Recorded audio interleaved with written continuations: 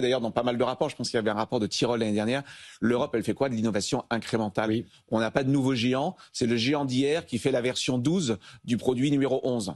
Alors que vous regardez aux États-Unis, c'est cette capacité, je trouve, à faire des choix. Alors faire des choix, ça veut dire quoi? Ça veut dire renoncer aussi un certain nombre, entre guillemets, d'industries. Regardez l'automobile américaine, si vous laissez Tesla de côté, c'est pas formidable. Oui. Mais on fait des choix, on va au bout des choix et on est dans l'innovation radicale. Et quand vous regardez les orientations de l'investissement, c'est quoi? Biotech, bien sûr IA, plus généralement d'ailleurs tout ce qui est numérique au sens large, hein, services financiers, etc.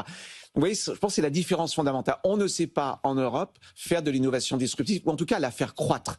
Parce que comme le disait Patrick, on est assez bon en recherche fondamentale. On sait créer des startups. La question, c'est pas a-t-on des startups, c'est a-t-on des nouveaux géants? Cherchez-les en Europe. Très honnêtement, il n'y en a quasiment pas dans la tech. Ou alors c'est des géants qui vont être au niveau national. Vous voyez, on va avoir un Doctolib qui va se dire ensuite, à cause de la fragmentation du marché européen. La fragmentation du marché, on est d'accord. Encore comme pour les marchés. Mais c'est pas que ça. Enfin, ça suffit pas de dire les Américains ont un grand marché. Ils ont un grand marché et ils ont cette idée sur laquelle. Mais c'est piloté. Ce que vous nous dites, l'innovation, c'est une stratégie finalement, c'est la destruction créatrice. Il faut accepter de faire des choix et préparer l'avenir. C'est aussi renoncer au passé. On ne sait pas faire ça en Europe.